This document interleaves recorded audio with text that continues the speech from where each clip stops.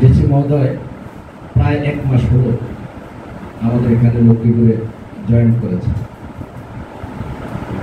এর মধ্যে তিনি একবারও মনে করল না কমলনগরের নদী বন্যা কবলিত মানুষের কথা।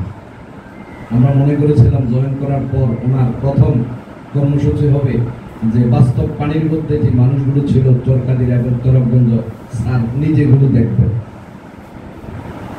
আসলে এই বন্যা আমরা বলবো না কোনো বাঁধ ভেঙে বা কারণেই বন্যা হয়েছে, এই বন্যাটা আমাদের মানুষের সৃষ্ট।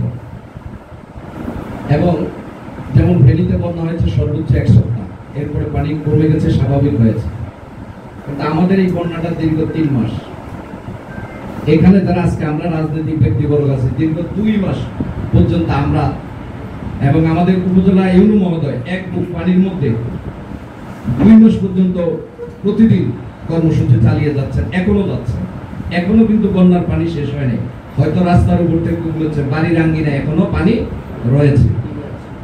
তাই এই যে দীর্ঘমেয়াদী বন্যায় হয়তো কারোর ঘর বাড়ি স্রোতে এসে ভেঙে যায়নি, কিন্তু দীর্ঘমেয়াদী বন্যার কারণে মানুষের যে প্রবলেমটা সৃষ্টি হয়েছে, এটা কেন হচ্ছে সেটা আমি এই বন্যায় 2 ইউনিয়নের পানি নিষ্কাশনের ক্ষেত্রে আমি আমার ইউনো মহোদয়কে কয়েকবার আমি জ্বালাতন করেছি, দৃষ্টি আকর্ষণ করেছি। স্যারকে রামগতি গেছে, স্যার এক পর্যায়ে সেখানে অসহায়ত্ব প্রকাশ করেছেন যে আমার উপজেলায় হলে আমি যে কোনো সিদ্ধান্ত নিতে পারতাম, রামগতি হওয়ার কারণে নিতে পারিনি।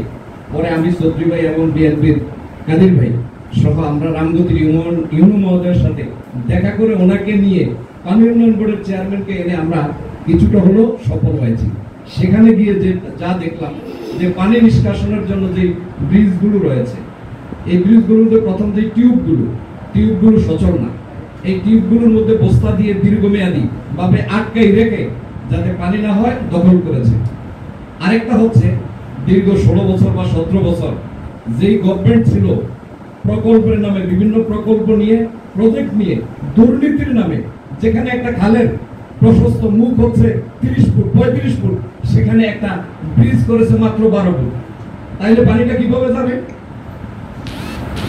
এই যে অবস্থা, যদি এই বন্যার দীর্ঘমেয়াদী সুফল আমরা পেতে হয় অথবা আমাদের পানি নিষ্কাশনের জন্য বন্যা থেকে মুক্ত হতে হয়, তাহলে আমার কাছে যে বিষয়টা সবচেয়ে আগে দরকার, আপনি যদি আমার উপজেলার কমলনগরে যে লক্ষ্মীপুরের 5টি উপজেলার মধ্যে সবচেয়ে দরিদ্র এবং অনুন্নত উপজেলা হচ্ছে আমাদের কমলনগর।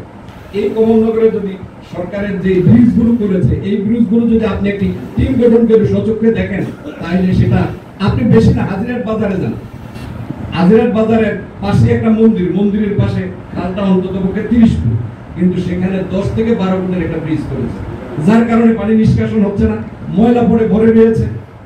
এই দুর্নীতিগুলো যারা রাজনৈতিকভাবে ক্ষমতায় ছিল তারাও করেছে, এবং আমরা মনে করি প্রশাসনের দোরগোড়ায় যাদের যে প্রকল্প দিয়েছেন তাদেরও অসহযোগিতা রয়েছে, তারাই করেছে। সুতরাং এই কালভার্টগুলোকে, এই ব্রিজগুলোকে পুনঃসংস্কার করা দরকার এবং পানি নিষ্কাশনের জন্য স্থায়ী ব্যবস্থার কর্মসূচি নেওয়া দরকার। এরপরে আরেকটা হচ্ছে আমাদের নোয়াখালী অঞ্চলের পানিগুলো আর চরকাদিরা এবং তরফগঞ্জের যে পানি নিষ্কাশনের একমাত্র মাধ্যম হলো বলুয়া নদী। বলুয়া নদীর রামগতির সীমানায় যে আমার এক ভাই বলেছে যে সিসি ঢালাই করে, বাড়ি করে, বিল্ডিং করে তারা অবস্থান করছে। এগুলো এই মুহূর্তে স্যার দেখে আসছে, এগুলোকে উচ্ছেদ করা সম্ভব না।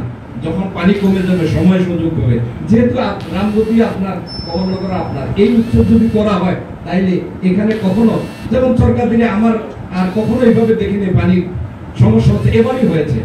এটা ওই আমাদের সৃষ্টির কারণে। আশা করি আপনার মাধ্যমে বুলবা নদীর যে দখলগুলো হয়েছে, বাঁধগুলো রয়েছে, এগুলোকে নিষ্কাশন করে উচ্ছেদ করে আপনি সেই ব্যবস্থা নেবেন।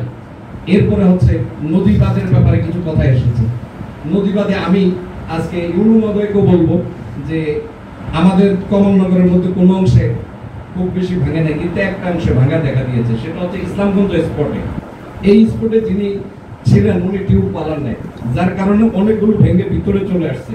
আবার কিছু কিছু জায়গায় কিছু টিউব এদিক সেদিক হয়েছে।